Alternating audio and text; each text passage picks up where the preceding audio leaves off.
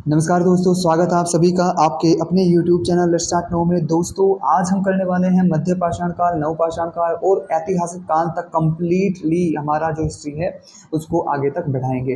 तो बने रहिए मेरे साथ। मेरा नाम है रजत राठौर और ज़्यादा टाइम ना लेते हुए चलिए स्टार्ट करते हैं मध्य पाषाण काल से। देखिए, इससे पहले वाले पार्ट में हमने जो इतिहास था उसको 3 भागों में बांटा था: प्राग ऐतिहासिक काल, आदि ऐतिहासिक काल और जो है ऐतिहासिक काल। प्राग ऐतिहासिक काल जो था उसके भी 3 पार्ट से: पूरा पाषाण काल, मध्य पाषाण काल और नवपाषाण काल। पूरा पाषाण काल में होमोसेपियंस का उद्भव हुआ और किस तरीके से उन्होंने विकास करना शुरू किया, आग की खोज हुई, ठीक है, वो सारी की सारी चीज़ें जो है यहाँ पर, जैसे कि मानव आखेटक और खाद्य संग्राहक था और आग का आविष्कार भी हो गया, किंतु ज़्यादा ज्ञान नहीं था। आग का आविष्कार जो है पूरा पाषाण काल में हुआ था, लेकिन आग का ज्ञान बहुत ज़्यादा नहीं था उसके बारे में, ठीक है। खैर, पर्यावरण में भी बहुत सारा परिवर्तन हुआ उस दौरान, जैसे कि घास बहुत ज़्यादा, मैदान खाली हुए, घास बहुत ज़्यादा तेज़ी से बढ़ी, जानवर भी उसी, जब घास बढ़ेगी तो जानवर भी बढ़ेंगे और जानवर बढ़ेंगे तो खेती विकसित होने लगी धीरे धीरे, ठीक है। तो मध्य पाषाण काल तक आते समय हमें क्या चीज़ें मिलती हैं उसको देख लेते हैं। देखो, टाइम पीरियड क्या हो रहा है हमारा, 12,000 से 5,000 ईस्वी पूर्व तक मध्य पाषाण काल को माना जाता है। इसको मैक्रोलिथ एज भी कहा जाता है। अगर हम बात करें यहाँ पर इसमें कि एक जगह कबीला बना करके रहने लगे थे लोग, नदी या जल स्रोतों के निकट रहते थे। पशुपालन सर्वप्रथम, पशुपालन भी शुरू हो गया था। इसमें सबसे पहले कौन सा जानवर पाला गया था? कुत्ता। शिकार के लिए पाला गया था वो भी, क्योंकि वो शिकार करते थे। अभी भी शिकार स्टार्टिंग फेज में अगर हम बात करें तो वो शिकार कर रहे थे और शिकार करने के लिए कुत्ते को उन्होंने पाल लिया, ठीक है। उसके बाद उन्होंने मतलब लंबे प्रोसेस के बाद, लंबे टाइम इंटरवल के बाद गाय, भेड़, बकरी वगैरह, सुअर को भी पालना शुरू किया। उसके भी प्रमाण हमें मिले हैं। खेती करना शुरू हुआ और खेती करने के साथ साथ खेती बहुत आगे स्तर पर भी गई। ऐसा नहीं है कि खेती वहीं पर रुकी, खेती एक उच्च लेवल पर भी लेकर के गए। ऐसा नहीं कि बहुत ज़्यादा उच्च लेवल, कहीं ना कहीं जो पूरा पाषाण काल था उसके रेस्पेक्ट में एक बढ़िया लेवल उन्होंने खेती करने का स्टार्ट कर दिया था। इवन वो जंगल वगैरह को भी काटने लग गए थे खेती के लिए। अन्न संग्रहण भी बढ़िया मात्रा में करने लगे थे। अंत्येष्टि भी करने लगे थे। पहले तो क्या था हमारा, पूरा पाषाण में मृतकों को ऐसे ही फेंक देते थे और लास्ट में पूरा पाषाण काल के जो है जो मानव थे उनको दफनाने लग गए थे। लेकिन अब अंत्येष्टि करना शुरू कर दिया। अंत्येष्टि यानी कि एक परंपरागत तरीके से मृतकों को दफनाना शुरू कर दिया था मध्य पाषाण काल में। तो दक्षिण की ओर पैर करके जो है इनको दफनाते थे और जो है उनके साथ मतलब बहुत सारी चीज़ें भी रखते थे, जैसा कि मान लो दही की हांडी रख दी वही मृतक के साथ, और जो है एक कुत्ते को भी जो है मार करके उसके साथ रख देते थे। जैसे कि कोई आदमी मरा है उसका कुछ साथ कुत्ते, पालतू कुत्ते को भी रख देते हैं। शायद इसके पीछे उनकी ये थ्योरी हो रही होगी कि भाई मरने के बाद भी इंसान की एक यात्रा रहती है, जिस यात्रा में शायद वो कुत्ते को साथ में भेजना चाहते हैं उसके लिए। खैर, आगे बढ़ते हैं। तन पर छाल पत्ते बांधना शुरू कर दिए उन्होंने, ठीक है। पूरा पाषाण काल में ध्यान रखेंगे कुछ भी अंग नहीं ढकते थे जो होमोसेपियंस थे। मध्य पाषाण काल पर उन्होंने छाल बांधनी शुरू कर दी थी, पत्ते बांधने शुरू कर दिए थे और कई बार तो पशु की खाल को भी बांधना शुरू कर दिया था, ठीक है। औजार छोटे हो चुके थे। जो हमारे यहाँ पर पूरा पाषाण काल में जिन औजारों का यूज करते थे वो नॉर्मली हड्डी के औजार हुआ करते थे जनरली, लेकिन यहाँ पर मध्य पाषाण काल में भी पत्थर वगैरह और जो हड्डी वगैरह है उनके औजार बनने शुरू हुए और वो भी छोटे औजार बनाने शुरू किए। और वो औजार आगे से बहुत ही ज़्यादा नुकीले होते थे, जिनको फलक कहते थे। छेदनी, खुरचनी, बेदनी, इतने टाइप के मतलब उस टाइप पे जो है औजार थे। अब यहाँ पर भी फलक का प्रयोग सबसे ज़्यादा कर रहे थे वो, फलक नाम के औजार का, ठीक है। इसलिए इस पूरी की पूरी मध्य पाषाण काल को फलक संस्कृति भी कहा जाता है, ठीक है। खैर, धनुष बाण का आविष्कार भी मध्य पाषाण काल में ही माना जाता है। शायद मत्स्य शिकार के लिए ऐसा किया होगा। आगे बढ़ते हैं। आग का ज्ञान बहुत ज़्यादा हो गया था, मतलब ऐसा नहीं है कि मतलब बहुत ही ज़्यादा, जितना हमें है उतना नहीं, लेकिन हाँ, आग का आविष्कार, आग का ज्ञान पूरा पाषाण की तुलना में बहुत ज़्यादा आगे बढ़ गया था। भोजन वगैरह को भी वो पका करके खाने लगे थे। होमोसेपियंस की खोपड़ी हथनोरा से मिली, ये भी आपको जो है यहाँ पर लिख लेना चाहिए। देखिए, जो आपका यहाँ पर सिलेबस कराया जा रहा है ये नोट्स NCERT से लिए गए हैं, मतलब कंप्लीटली उसको कवर किया गया है बहुत ही अच्छे तरीके से, इवन सर्च करके भी चीज़ों को, ठीक है। तो इसलिए ये कहीं ना कहीं चीज़ों को एक्स्ट्रा लेवल पर लेकर के जाने वाली बात है। चैप्टर वाइज यहाँ पर चीज़ों को रखा गया है। तो चलिए आगे बढ़ते हैं। कुत्ता पालतू इसके साक्ष्य कहाँ से मिले हैं भाई? कुत्ता जो था वो पालतू पशु था। इसके साक्ष्य कहाँ से मिले हैं? राजस्थान के बागोर और मध्य प्रदेश के आजमगढ़ जिले से, ठीक है, वहां से हमें जो है ये साक्ष्य मिले हैं कि कुत्ता जो है उनका पालतू जानवर था। पहाड़ियों पर चित्रकारी के साक्ष्य कहाँ से मिले हैं भाई? भीमबेटका गुफा जो कि मध्य प्रदेश में है, विंध्याचल पर्वत मध्य प्रदेश में है, और कोल्डी हवा जो इलाहाबाद के पास है उत्तर प्रदेश में, वहां से कृषि के साक्ष्य मिले हैं, चावल के साक्ष्य, यानी कि चावल की खेती उस टाइम पे होने लगी थी, लगभग 5 से 7 हजार साल पहले के जो है हमारे यहाँ पर साक्ष्य मिलते हैं, ठीक है। अगर बात करें यहाँ पर ये सबसे पुराना साक्ष्य है, अगर कोई कहे कि सबसे पुराना साक्ष्य कहाँ पर मिला है, तो north west Sulaiman and Kirthar पहाड़ी जो कि पाकिस्तान में है फिलहाल, वहां पर 8000 ईस्वी पूर्व गेहूं और जौ की कृषि के साक्ष्य मिले। अगर कोई पूछे कि सबसे पहले किस चीज की कृषि होनी शुरू हुई थी, तो गेहूं और जौ की कृषि ही सबसे पहले शुरू हुई थी, क्योंकि 8000 ईस्वी पूर्व, जब ये समझ लो कि लगभग जो हमारा पूरा पाषाण काल है वो खत्म ही हुआ था, तभी लगभग स्टार्टिंग फेज में ही मध्य पाषाण के गेहूं और जौ की खेती बढ़िया तरीके से, मतलब ठीक ठाक तरीके से वहां पर करने लगे थे। इसके बाद आगे बढ़ते हैं, मेहरगढ़ जो पाकिस्तान में ही है अभी भी, वहां पर कब्रिस्तान के साक्ष्य मिले हुए हैं। इसके बाद बहुत लंबे समय तक एक स्थान पर वो लोग रुकने लगे, बाद में 5000 ईस्वी के आसपास रहना शुरू होने लगा, यानी कि लगभग 5000 ईस्वी पूर्व के आसपास, 5000 ईस्वी नहीं, 5000 ईस्वी पूर्व के आसपास का समय अगर हम देखें तो 5000 ईस्वी पूर्व के आसपास के समय में उन्होंने एक ही जगह पर ठहरना शुरू कर दिया, यानी कि बस्तियां बननी शुरू हो गई, धीरे धीरे कबीला शुरू हो गया, तो कबीले बनने शुरू हो गए और कबीला काल यानी कि नवपाषाण काल शुरू हुआ। अब देख लेते हैं नवपाषाण काल में क्या क्या चीजें होती हैं यहाँ पर, ठीक है भाई। तो देखो नवपाषाण काल में क्या क्या हुआ है। नवपाषाण काल की अवधि मानी जाती है 6000 ईस्वी पूर्व से 4000 ईस्वी पूर्व तक, एनसीईआरटी के अकॉर्डिंग। अगर बात करें तो 5000 ईस्वी पूर्व से 2500 के ईस्वी पूर्व तक जो है नवपाषाण काल की अवधि मानी गई है। घास फूस, यहाँ पर क्या चीजें बदली, देखो एक जगह पर रहना शुरू कर दिया कि नहीं, कबीले बनने शुरू हो गए, तो कबीलों में क्या क्या चीजें रही होंगी। घास फूस, मिट्टी के घर बनाना शुरू हो गए थे, लंबे समय तक एक ही स्थान पर रहना और आग का ज्ञान बहुत ही बढ़िया तरीके से हुए। जंगल भी काटे उन्होंने कृषि के लिए, कृषि बहुत ही ज्यादा बढ़िया बढ़ा दी, खेती करना मतलब एग्रीकल्चर बहुत ही बढ़िया तरीके से ग्रो किया इस टाइम पर। सर्वप्रथम हमने पता ही है इस बात का कि गेहूं और जौ की खेती शुरू हुई थी। मुर्दों को बड़े बड़े पोर्ट्स में रख करके दफनाने लग गए थे। देखो अभी तक तो क्या था, केवल ऐसे ही दफना देते, अब पोर्ट्स भी बनाने लग गए थे उनके लिए, और पोर्ट्स में रख करके, जिनको मम्मी बोलते हैं, उनमें रख करके मुर्दों को दफनाने लगे थे। और कहीं कहीं तो जो मुर्दे होते हैं उनको जलाना भी शुरू कर दिया गया था, ठीक है। खैर आगे बढ़ते हैं, आगे बढ़ेंगे तो हम यहाँ पर आ जाते हैं, क्योंकि देखो आग के प्रमाण मिल चुके हैं हमें, आग के प्रमाण तो मिल ही चुके हैं, मतलब आग का आविष्कार तो पूरा पाषाण काल में ही हो गया था। लेकिन अगर हम बात करें कि भाई वो मुर्दों को दफनाते थे कि क्या करते थे, तो दफनाने के साक्ष्य मिले हैं, क्योंकि दफनाने के बाद जो बॉडी थी उनकी वो खुदाई के दौरान पुरातत्वविदों को मिली है। अगर हम बात करें जलाने के साक्ष्य, तो जलाने के साक्ष्य, तो जलाने के जो साक्ष्य हैं वो जलाने के साक्ष्य इसलिए नहीं मिले होंगे शायद, क्योंकि देखो आग की खोज तो हो ही चुकी थी, लेकिन जलाने के बाद हड्डी का बिल्कुल राख हो जाती है। राख के साक्ष्य भी मिले हैं, मतलब सारी चीज़ों के मिले हैं, पर जलाया ही हो ऐसा मतलब कुछ नहीं है। तो परंपरागत तरीके से दफनाने के साक्ष्य ही मिले हैं, जलाने के साक्ष्य फिलहाल नहीं मिले हैं। अगर हम बात करें आगे, बर्तनों पर नक्काशी, कटोरी, टोकरी, चटाई आदि बनाना शुरू कर दिया नवपाषाण काल में, बहुत ही बढ़िया तरीके से, मतलब बर्तन बहुत ही सजा करके बनाते थे, मिट्टी के बर्तन होते थे। टोकरी भी बनाना शुरू कर दिया, लकड़ी वगैरह का भी यूज करते थे बर्तन बनाने में। चटाई भी बनाना शुरू कर दिया, कपड़े, सूती वस्त्र का प्रयोग करने लगे थे, ठीक है। अब सूती वस्त्र कहाँ से आ जाएंगे भाई, ये भी समझेंगे हम इस बात को भी।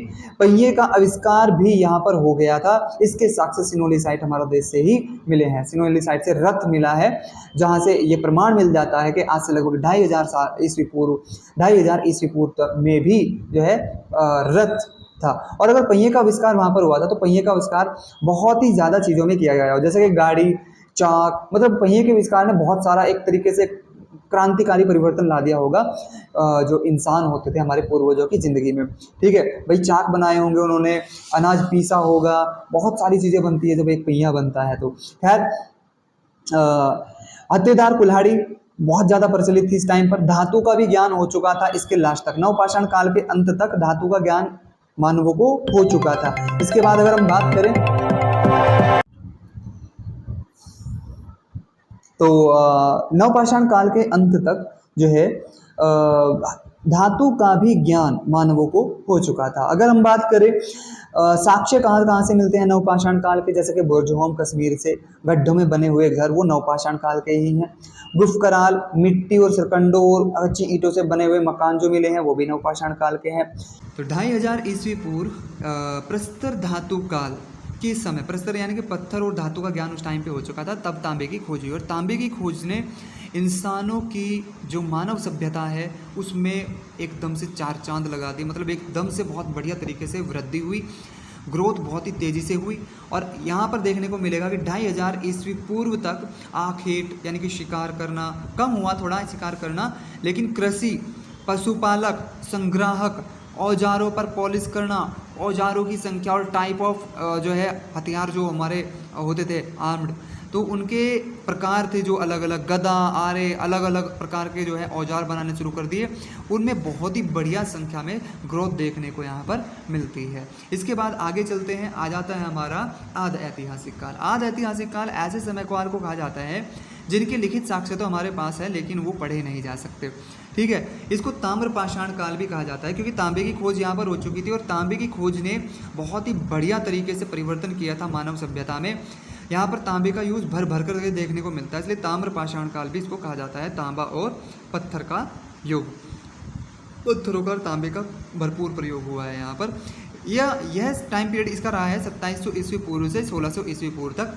अगर यहाँ पर उदाहरण देखा जाए तो इसमें हड़प्पा सभ्यता देखने को मिलती है, मेसोपोटामिया की सभ्यता, चीनी सभ्यता, क्रीट सभ्यता आदि इसी समय काल के उदाहरण हैं। अगर हमारे देश के अंदर देखा जाए तो सिंधु घाटी सभ्यता ही हमारा यहाँ पर उदाहरण आता है। अब हम बात कर लेते हैं कि सिंधु घाटी सभ्यता क्यों इतनी ज़्यादा प्रचलित है और कहाँ तक ये फैली हुई थी, कितनी ज़्यादा एडवांस ये थी और कहाँ किस नदी के किनारे पर ये इस तरीके से बसी हुई थी। खैर हम बात करेंगे सिंधु घाटी सभ्यता। सिंधु घाटी सभ्यता देखो हमारे देश के जो उत्तर पश्चिम है वहाँ पर बसी हुई थी और ये चतुष्कोणीय सभ्यता थी। चतुष्कोणीय मतलब ऐसा नहीं है कि चारों इस तरीके से पूरे में आदमी आदमी भरे हुए हैं, नगर ही नगर भरे हुए हैं, ऐसा नहीं है। मतलब हमने फाइनली ये देखा कि लेटेस्ट जो एक सभ्यता है उसकी जो तरीके हैं रहन सहन के, उसके मतलब मकान बनाने के या फिर उनमें कहीं ना कहीं चीज़ों के मिलने के, तो वो पूरी की पूरी एक ही सभ्यता को शो कर रहे थे सारे के सारे नगर जो भी यहाँ पर आ रहे थे। अगर हम बात करें सबसे उत्तर में हमें मांडा मिला है, सबसे दक्षिण में इस सभ्यता का नगर बाद में मिला है, इसके बाद आलमगीरपुर में मिला है और फिर सुतकोदा में मिला है जो कि बलूचिस्तान में है, पाकिस्तान में। ठीक है, ये चतुष्कोणीय सभ्यता के रूप में हमें सिंधु घाटी सभ्यता यहाँ पर मिली है। सिंधु घाटी सभ्यता को हड़प्पा सभ्यता भी कहते हैं क्योंकि सबसे पहले इस सभ्यता का हड़प्पा नगर की ही खोज हुई थी, इसलिए इस सभ्यता को हड़प्पा सभ्यता भी कहा जाता है। दक्षिण में अगर देखा जाए तो महापाषाण काल चला इस दौरान। 2700 ईस्वी पूर्व की अगर बात करें, 2700 ईस्वी से 1600 ईस्वी पूर्व तक दक्षिण में महापाषाण काल चला था, क्योंकि मेगालिथिक पीरियड भी बोलते हैं इसको, क्योंकि यहाँ पर बड़े बड़े पत्थरों का प्रयोग किया गया था समाधियाँ बनाने के लिए, बहुत सारी चीज़ों को क्रिएट करने के लिए, मकान पत्थर वगैरह चीज़ों को करने के लिए बड़े बड़े पत्थरों का प्रयोग किया जाता था, इसलिए इसको क्या कहते थे, महापाषाण काल कहते थे। तो चलिए सिंधु घाटी सभ्यता को स्टार्ट करते हैं हम। अब यहाँ पर मतलब अब धीरे धीरे सभ्यताएं बननी शुरू होगी। भाई आपको पता ही है कि कबीला काल तो शुरू हो ही चुका था, नवपाषाण काल, यानी कि नवपाषाण काल के बाद क्या हुआ, नवपाषाण काल जैसे ही शुरू हुआ, नवपाषाण काल के शुरू होते ही कबीले बनने शुरू हो गए थे, है ना। तो कबीले धीरे धीरे बड़े होने लगे और अब सभ्यताएं बनने लगी थी। तो सबसे पहले आता है हमारा सिंधु घाटी सभ्यता, जिसको हड़प्पा सभ्यता के नाम से भी जाना जाता है, क्योंकि हड़प्पा नगर नाम के नगर की ही खोज सबसे पहले यहाँ पर हुई थी। तो सिंधु सभ्यता के अस्तित्व में होने की यहाँ पर कुछ नोट जान लेते हैं इसके बारे में। जैसे जैसे हम इसके बारे में हाईलाइट समझेंगे तो वो उस चीज़ को इमेजिन भी करेंगे कि क्या क्या चीज़ें वहाँ पर उस टाइम पर होती थी। कुछ नोट है जो यहाँ पर लिखे हुए हैं, उनको आप नोट भी कर लेंगे और साथ ही साथ इनको जान भी लेंगे कि भाई इस तरीके की व्यवस्था कहीं ना कहीं वहाँ पर रही है। तो सिंधु घाटी सभ्यता के अस्तित्व की, यानी कि ऐसी सभ्यता रही है, उसकी शहरी जीवन शैली की जानकारी सबसे पहले चार्ल्स मेसन 1826 ईस्वी में इनके द्वारा दी गई ये जानकारी। ठीक है, अच्छा क्या क्या जानकारी वहाँ से मिलती है। खैर, मकान पक्की ईंटों के थे, एक बड़ी बात है कि 2500 ईस्वी पूर्व, यानी कि 2700-2500 ईस्वी पूर्व की बात कर रहे हैं, यानी कि आज से लगभग 4000 साल पहले 4 साढ़े 4 हज़ार साल पहले। ठीक है, तो कि अगर हम बात करें तो पक्के ईंटों के मकान वहाँ पर देखने को मिलता है। ग्रिड सिस्टम मिलता है। ग्रिड सिस्टम मतलब कि क्या होता है, सड़कें 90 डिग्री पर होती हैं, यानी कि अगर कोई सड़क ऐसे जा रही है तो सीधा सीधा दूसरी सड़क ऐसे जाएगी। जैसे कि अभी हमारे यहाँ पर होता है, ऐसे घूम जाती है सड़कें, ऐसे नहीं घूमेगी, बिल्कुल 90 डिग्री पर होंगी मोड़, अगर मुड़ेगा तो उसको बोलते हैं ग्रिड सिस्टम। मकान पक्की ईंटों के थे, ग्रिड सिस्टम था, सड़कें बिल्कुल 90 डिग्री पर घूमती थी, उत्तर दक्षिण पूर्व पश्चिम दिशा में ही सड़कें होती थी और किसी भी दिशा में सड़कें नहीं होती थी। अगर हम देखें तो वस्तु विनिमय व्यापार की प्रधानता थी, यानी कि जो व्यापार होता था वो वस्तु विनिमय के आधार पर होता था। एक वस्तु दो, दूसरी वस्तु लो, यानी कि जो हमारे यूज़ की नहीं है वो वस्तु दे दो, जो हमारे यूज़ की वस्तु है उसको ले लो। कृषि बहुत ही बढ़िया तरीके से बढ़ा दी थी। इवन संग्रहालय भी बनने लगे थे, बहुत ही बढ़िया तरीके से संग्रहालय यहाँ पर देखे गए। भोजन संग्रहालय देखने को मिलेंगे आगे। राजनीति भी यहाँ पर आ गई थी, पॉलिसी उनकी हाई वैल्यू की थी। निरंकुश शासन नहीं था, यानी कि ऐसा नहीं था कि भाई कोई राजा है उसी का बेटा राजा बनेगा, उसी का बेटा राजा बनेगा और उस राजा पर किसी का कंट्रोल नहीं है। ठीक है, तो निरंकुश शासन नहीं था। जिसको जनता चुनती थी वही शासक होता था, और कहीं ना कहीं शासक होने तक के भी प्रमाण नहीं मिले हैं इस सभ्यता में। शासक होने तक के भी प्रमाण नहीं मिले हैं किसी के शासक होने के, लेकिन फिर भी हम ये मान सकते हैं कि शायद कोई एक मुखिया बनता होगा जिसको जनता ही बनाती होगी, क्योंकि निरंकुश शासन होने के कोई भी प्रमाण नहीं मिलते हैं। निरंकुश शासन के प्रमाण क्या होते हैं, देखो, अगर निरंकुश शासन होता है तो कहीं ना कहीं एक महल होता है और बढ़िया फैसिलिटी वाली जगह होती है जो किसी एक पर्टिकुलर व्यक्ति के लिए होती है। ठीक है, तो उसको राजा माना जाता है, लेकिन ऐसी व्यवस्था वहाँ पर देखने को नहीं मिली है। फिलहाल हम आगे बढ़ रहे हैं। भारत में इस सभ्यता के भाग कहाँ पर देखने को मिलते हैं? रोपड़ जो कि पंजाब में है, कालीबंगन राजस्थान में, लोथल गुजरात में, दायमाबाद महाराष्ट्र में, और भी हैं हमारे यहाँ पर भाग, लेकिन ये इम्पोर्टेंट हमारे यहाँ पर भाग हैं जो इसके इन जगहों पर देखने को मिलते हैं। धार्मिकता भी बहुत ज़्यादा बढ़ गई थी इस दौरान। देवी देवताओं को मानने लगे थे। ठीक है, मूर्ति पूजा नहीं थी, मंदिर नहीं थे। नगर के 2 भाग होते थे, एक लोअर टाउन बोला जाता था जो, और दूसरा ऊंची पहाड़ी पर होता था। लोअर टाउन हमेशा नीचे घाटी पर होता था और ऊंची पहाड़ी पर होता था सिटाडेल, जहाँ पर जिसकी 4 दीवारी होती थी और जो है बढ़िया मकान वहाँ पर देखने को मिलते थे। बढ़िया व्यवस्था यहाँ पर सिटाडेल में देखने को मिलती थी। बढ़िया ही व्यवस्था लोअर टाउन में भी देखने को मिलती थी। यहाँ पर भी सड़कें अच्छी देखने को मिली, लेकिन बस कहने का मतलब ये है कि ये घाटी में मिलता था। हर एक नगर में ऐसा देखने को मिला है कि एक लोअर टाउन होता है और एक सिटाडेल यानी कि ऊंचाई पर स्थित एक नगर होता है और एक नीचे स्थित एक नगर होता है। खैर, खाद्यान्न सिटाडेल में संग्रहित होते थे। जितने भी खाने पीने की चीज़ें होती थी वो सारा का सारा कहाँ पर संग्रहित करते थे? सिटाडेल में।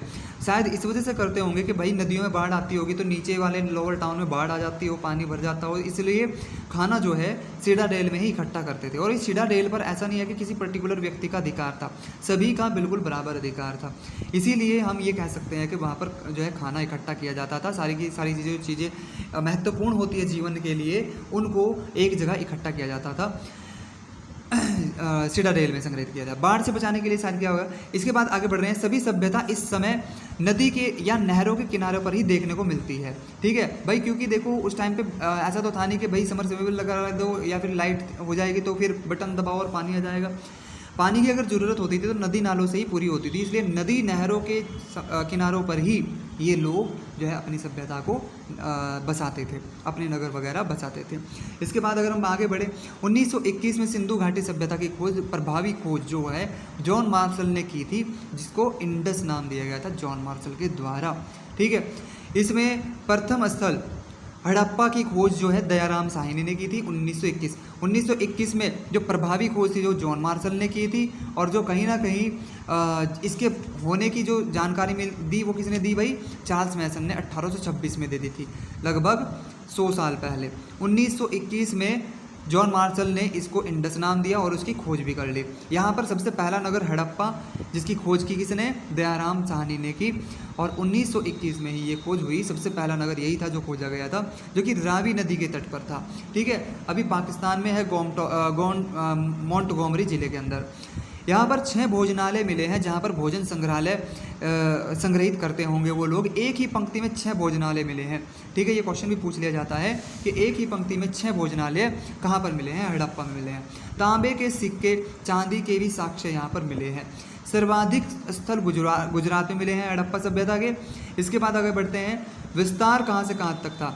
सुतकोतदा से आलमगीर तक और मेरठ मांडा, आलमगीर मेरठ तक और मांडा चिनाब नदी से दयामाबाद महाराष्ट्र, परवा नदी गोदावरी की सहायक नदी तक। परवा नदी जो कि गोदावरी की सहायक नदी है महाराष्ट्र में, परवा नदी जो गोदावरी की सहायक नदी है महाराष्ट्र में, दयामाबाद नामक स्थान तक जो है इसका विस्तार देखने को मिलता है। ये टोटल के टोटल सिंधु सभ्यता का विस्तार बता दें यहाँ पर।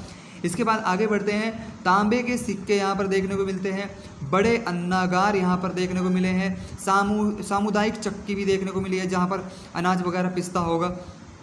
बड़ी बात यही है कि भाई मतलब अनाज वगैरह भी पीस रहे थे वो लोग। इसके बाद आगे बढ़ते हैं, आग में पकी हुई ईंटें, टेराकोटा कहा जाता है जिनको, यानी कि टेराकोटा भी मिला है। आग में पकी हुई ईंटें के साक्ष्य मिले हैं। मुद्रा पर एक श्रृंगी पशु भी देखने को मिला है, जो उनकी मुद्रा थी, जो यहाँ पर उनकी करेंसी थी, उसके ऊपर एक श्रृंगी पशु को भी देखने को मिला है। लकड़ी के ताबूत में मुर्दों को दफनाते थे यहाँ पर, और व्यापार का केंद्र भी ये नगर बन चुका था, यानी कि व्यापार का पूरा केंद्र थी ये सभ्यता, बहुत ही बड़ा केंद्र थी व्यापार का। एक तरीके से बहुत ही लंबे समय तक ये सभ्यता रही, हजारों साल तक, और ये जो है चली। खैर आगे देखते हैं कैसे ये नष्ट हुई होगी, कैसे चीज़ें बदली होंगी। इसके बाद दूसरा स्थल जो खोदा गया वो मोहनजोदारो खोजा गया। मोहनजोदारो में क्या होता है और मोहनजोदारो का मतलब क्या है ये तो आपको पता ही है, बचपन से पढ़ते आ रहे हैं। ठीक है भाई, दूसरा स्थल है हमारा जो खोजा गया वह है मोहनजोदारो, जो कि सिंधु नदी के किनारे पर है, पाकिस्तान में ही ये भी लरकाना ज़िले में खोजा गया। खोज इसकी राखलदास बनर्जी ने की थी 1922, यानी कि 1 साल बाद। मृतकों का टीला इसका नाम दिया गया।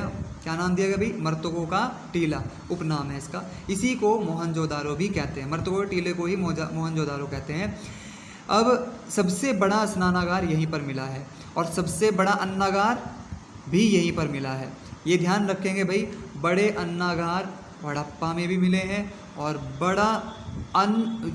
6 अन्नागारों को एक ही पंक्ति में कहाँ पर मिले हैं? वो हड़प्पा में भी मिले हैं, लेकिन सबसे बड़ा अन्नागार मोहनजोदारो में मिला है और सबसे बड़ा स्नानागार जो है मोहनजोदारो में मिला है।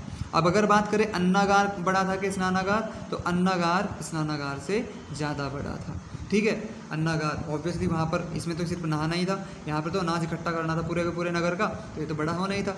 ढकी हुई नालियाँ देखने को मिली है, पक्की ईंटों से इसको ढका जाता था नालियों को। नर्तकी की मूर्ति देखने को मिली है कांस्य, ये भी मोहनजोदारो से मिली है। दाढ़ी वाले बाबा की मूर्ति जो कि आपने देखी भी होगी, टूटा हुआ जो ऐसे चादर से भी ओढ़े हुए हैं, एक चादर से भी ओढ़े हुए हैं ना, इस तरीके का आदमी सा एक, जिसके ऊपर जो है डिज़ाइन सा बना हुआ है इस तरीके का चादर के ऊपर। ठीक है, ऐसे, और यहाँ पर उसका जो है फ़ोटो है इस तरीके से,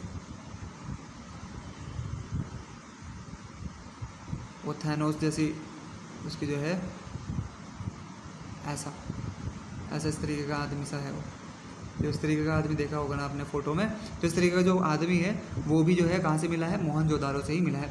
पशुपतिनाथ आदि शिव के साक्ष्य मिले हैं यहाँ पर, यानी कि शिव जी के साक्ष्य भी मिले हैं, शिव जी को मानते थे। मुर्दों को जलाने की प्रथा यहाँ पर साक्ष्य पूर्ण तरीके से मुर्दों को जलाने के मिले हैं मोहनजोदारो में।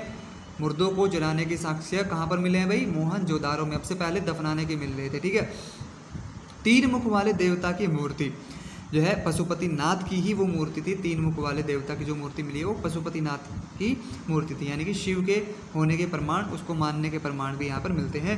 इनके चारों ओर कौन कौन से, जो पशुपतिनाथ की मूर्ति है, इनके चारों ओर कौन कौन से? हाथी, गैंडा, चीता, भैंसा व हिरण। ठीक है, तो इस तरीके से इनके चारों ओर ये पशुओं के भी चित्र देखने को मिले हैं। सूती कपड़े का साक्ष्य भी मिला है। पत्थरों का यूज़ नहीं किया गया है, ईंटों का ही यूज़ किया गया है। हर एक चीज़ बनाने के लिए पत्थरों का प्रयोग नहीं किया गया है। 10 मीटर तक चौड़ी सड़कें, 10 मीटर बहुत बड़ी लंबाई बैठती है, मतलब इतनी चौड़ी चौड़ी सड़कें वहाँ पर थी। पुरोहित के आवेश भी देखने को मिले हैं, और घरों में कुआं, ये एक बड़ी बात है कि घरों में कुआं भी वहाँ पर देखने को मिला है। मोहनजोदाड़ो में घरों में कुआं भी देखने को मिला है। हर एक घर में अपना एक कुआं होता था जहाँ पर वो पानी की पूर्ति करते थे अपने घर की। ठीक है, मतलब ये एक बहुत ही बढ़िया एक सभ्यता, एक बहुत ही एडवांस सभ्यता कहीं ना कहीं अपने समय के आधार पर अगर देखा जाए तो रही हुई होगी। सभा भवन भी वहाँ पर देखने को मिले हैं जहाँ पर सभा होती होगी, चीज़ों के बारे में डिस्कस करते होंगे वो लोग। इसके बाद आगे बढ़ते हैं। तीसरा स्थल कौन सा मिला है? तीसरा स्थल मिला है कालीबंगन में। कालीबंगन, ठीक है भाई, तीसरा स्थल कौन सा मिला है? कालीबंगन। कालीबंगन कब मिला है? इसका मतलब कालीबंगन का अर्थ होता है काली मिट्टी की चूड़ियाँ। कालीबंगन का मतलब ही है काली मिट्टी की चूड़ियाँ। यानी कि कौन सी नदी के किनारे है ये? घग्गर नदी के किनारे पर है ये, और राजस्थान हनुमानगढ़ जिले के अंदर ये देखने को मिली है। खोज यहाँ पर इसकी हुई है ए घोष 1953। सबसे बड़ी कृषि भूमि जुते हुए खेतों के साक्ष्य कालीबंगन से मिले हैं। कभी कोई पूछे कि जुते हुए खेतों के साक्ष्य कहाँ से मिले हैं, तो कालीबंगन से मिले हैं। अग्निकुंड भूकंप के साक्ष्य भी कालीबंगन से मिले हैं। अग्निकुंड, बड़ा अग्निकुंड की अगर कोई बात करे तो कालीबंगन से मिला है, ध्यान रखना। अग्निकुंड और भी मिले हैं, लेकिन अग्निकुंड की अगर बात करते हैं तो हम कालीबंगन से ही बताते हैं, क्योंकि बड़ा अग्निकुंड यहाँ पर मिला है। कुबड़ वाला सांड, ऊँट के साक्ष्य भी जो है यहाँ से मिले हैं। नालियों के साक्ष्य नहीं थे, नालियों के कोई भी साक्ष्य नहीं मिले। यानी कि हम इसको, इस नगर को ऐसा मान सकते हैं कि ये प्लैनेड सिटी नहीं था, यानी कि जल्दबाजी में किसी के द्वारा बस नॉर्मल कुछ समय के लिए बसाया जाने वाला एक नगर टाइप मान सकते हैं। जैसे कि रामगढ़ बसाया गया था ना, रामगढ़ शोले मूवी में, तो शायद रामपुर मेरे ख्याल से था उसका नाम, या रामगढ़ था, तो शायद उसी तरीके से कुछ समय के लिए बसाए गए नगरों की तरह ये जो है नगर होगा, जहाँ पर नालियों के साक्ष्य नहीं मिले हैं देखने को। खैर उस टाइम पे मैं बात नहीं कह रहा हूँ कि भाई फिल्में बनाते होंगे, मतलब कहने का यही है कि यहाँ पर इसको प्लैनेड सिटी नहीं माना जाता है। जो कालीबंगन है उसको प्लैनेड सिटी नहीं माना जाता है। इसके बाद देखते हैं नक्काशीदार ईंटों के साक्ष्य यहाँ पर मिले हैं। भट्टे हुआ करते हैं यहाँ पर, यानी कि बढ़िया लेवल पे भट्टों का भी काम बढ़िया चला है यहाँ पर। काली चूड़ियाँ देखने को मिली हैं यहाँ पर, काली चूड़ियों के साक्ष्य मिले हैं। कॉपर के भी साक्ष्य यहाँ पर मिले हैं, यानी कि तांबे के भी साक्ष्य मिले। ऑब्वियसली मिलने थे क्योंकि ताम्र युग तो आ ही चुका था। इसके बाद चौथे नंबर पे आ जाते हैं। चौथे नंबर पे आ जाते हैं भाई हमारा जो है, ठीक है, चौथे नंबर पर आ जाते हैं हम अपने धौलावीर पर। धौलावीर नगर जो कि गुजरात के कच्छ के रण में देखने को मिलता है। इसकी खोज रणधीर सिंह बिष्ट के द्वारा 1991 में हुई। पानी के बड़े बड़े कुंड, संग्रहालय, डैम यानी कि धौलावीर नगर में देखने को मिलते हैं। यहाँ पर एकमात्र ये नगर ऐसा मिला है जहाँ पर 3 सिटाडेल थे। एक लौता शहर है जहाँ पर 3 सिटाडेल थे। सांकेतिक पट्ट रास्ता दिखाने के लिए भी यहाँ पर थे, यानी कि जैसे कि बोर्ड होते हैं ना, रास्ते में बोर्ड होते हैं कि भाई ये नगर जो है इतनी दूर है, वैसे रोड पर लगे रहते हैं, वैसे ही यहाँ पर भी सांकेतिक पट्ट थे रास्ता दिखाने के लिए कि इस तरफ जाना है, उस तरफ जाना है। स्टेडियम भी होता था, यानी कि खेल मनोरंजन हेतु स्टेडियम भी वहाँ पर देखने को मिला है। कहाँ पर देखने को मिला है भाई स्टेडियम? धौलावीर में मिला है स्टेडियम, ठीक है। खेलने का मैदान कहाँ पर मिला है? धौलावीर में मिला है। शायद कोई जानवरों के साथ लड़ाई करते होंगे, मतलब जैसे बैल के साथ लड़ते होंगे या फिर मतलब कुछ भी करते होंगे, तो स्टेडियम भी वहाँ पर देखने को मिला है। राखी गढ़ी की खोज से पहले सबसे बड़े स्थल के रूप में ये माना गया। ये मतलब सबसे बड़ा स्थल माना गया खोजने के बाद, जब तक राखी गढ़ी की खोज नहीं हुई। यानी कि सबसे बड़ा कौन है? राखी गढ़ी, उसके बाद धौलावीर आ जाता है। खैर इसके बाद आगे बढ़ रहे हैं। 5वां स्थल जो है हमारा लौथल है। भोगवा नदी के किनारे पर ये रहा है। साबरमती नदी की जो सहायक है भोगवा नदी। इसके बाद आगे बढ़ रहे हैं। खोज इसकी SR राव ने की थी 1957 में। और इसके बाद लघु हड़प्पा भी इसको कहा गया है। लोथल को लघु हड़प्पा नगर भी कहा जाता है। हड़प्पा का मुख्य बंदरगाह लोथल ही था। हड़प्पा नगर का मुख्य बंदरगाह कौन था भाई? लोथल था। अन्य बंदरगाह कौन कौन से? जैसे कि सुरकोटदा में भी था, सुरकोटदा में भी था, तो मतलब ये भी बंदरगाह थे, लेकिन मुख्य बंदरगाह हड़प्पा ही था जहाँ से सबसे ज़्यादा व्यापार होता था। मुख्य बंदरगाह कौन सा था? लोथल ही था, जहाँ से सबसे ज़्यादा व्यापार होता था। 6 भागों में विभाजित था ये नगर। घरों का प्रवेश द्वार जो है वो बाहर की ओर होता था, यानी कि जो घरों के दरवाजे होते थे वो बाहर की तरफ खुलते थे, गलियों की तरफ। नॉर्मली हम जो दरवाज़ा खोलते हैं वो गली से हमारे घर की तरफ, अंदर की तरफ खुलता है, लेकिन वहाँ पर जो घरों के दरवाजे थे वो गलियों में खुलते थे, ठीक है, गलियों की तरफ कैसे खुल जाते थे। अंदर की और जबकि अन्य सभी जितने भी अन्य नगर मिले हैं यहाँ पर, जितने भी अन्य नगर मिले हैं उन सभी नगरों में जो दरवाजे हैं वो अंदर की तरफ ही खुलते थे, लेकिन लोथल एकमात्र ऐसा नगर है जहाँ पर प्रवेश द्वार बाहर की ओर खुलते थे। यहाँ पर एक और भी चीज़ देख लेते हैं कि 2 लोगों को एक साथ दफनाने के भी साक्ष्य यहाँ पर मिले हैं।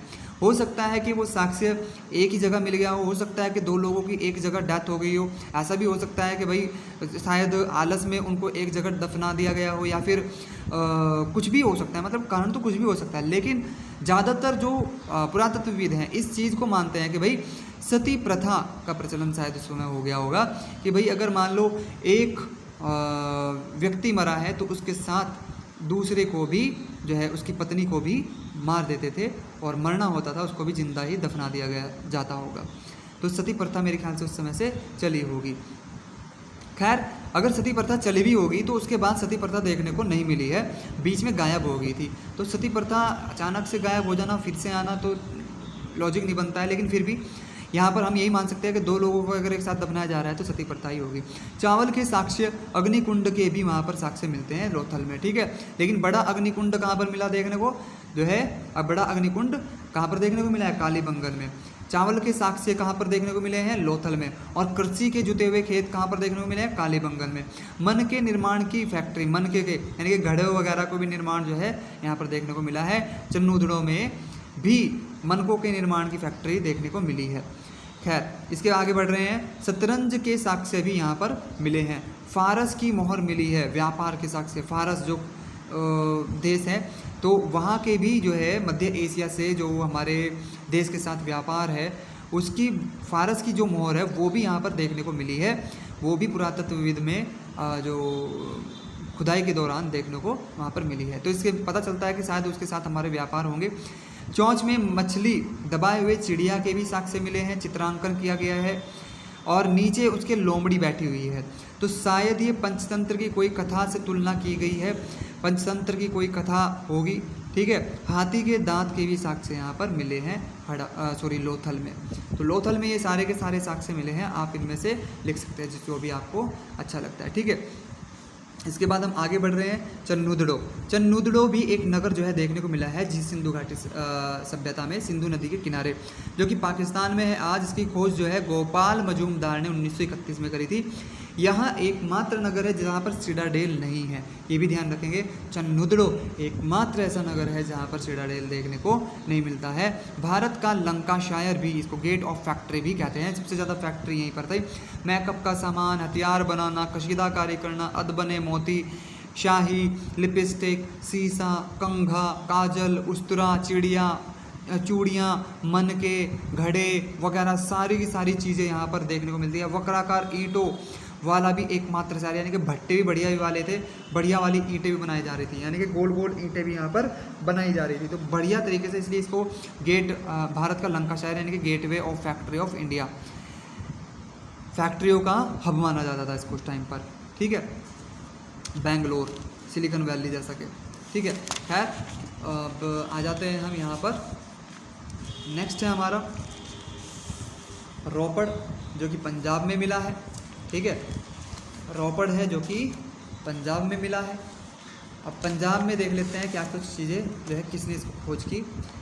सतलज नदी के किनारे पर 1955 में यज्ञदत्त शर्मा के द्वारा खोजा गया।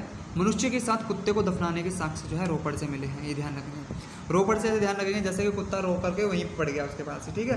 तो मनुष्य के पास कुत्ते को दफनाने के जो साक्ष्य है वो कहाँ पर मिले हैं, रोपड़ से मिले हैं, ठीक है। इसके बाद आगे बढ़ते हैं, बनावली हरियाणा के हिसार से सरस्वती नदी घग्गर के किनारे पर ये नगर देखने को मिला है। अब यहाँ पर रणधीर सिंह विष्ट के द्वारा इसकी खोज 1973 में की गई थी। जौ की खेती, चिकनी मिट्टी की देवी की मूर्ति, नाली नहीं थी, सड़कें टेढ़ी मेढ़ी थी।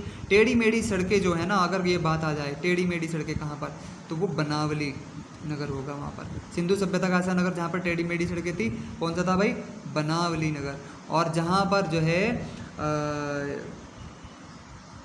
सारी जो अग्निकुंड देखने को मिला है वो कौन सा था भाई, हमारा कालीबंगन था, ठीक है। इसके बाद हम देखेंगे यहाँ पर राखी गढ़ी। राखी गढ़ी भी जो है हरियाणा में राखी नदी के किनारे पर, दृश्यद्वती नदी जो उस टाइम पर कही जाती थी। 1963 में इसकी खोज हुई। 1997-99 में खुदाई शुरू की अमरेंद्र नाथ के द्वारा। ठीक है, नरकंकाल यहाँ पर मिला। घी दूध में मिठाई रखकर दफनाया गया था उसको। तो मतलब शायद ये सोचा गया होगा कि भाई आगे की यात्रा में शायद इसको भूख ना लगे, तो चलो घी दूध मेवे मिठाई भी इसके साथ रख देते हैं, उनको लेकर के चला जाएगा। तो ऐसा कुछ नहीं है, लेकिन फिर भी चलो हो सकता है, मतलब जो भी कुछ उस टाइम की बात बनी होगी। तो नरकंकाल के साथ घी दूध में मिठाई रख करके दफनाया गया था राखीगढ़ी में।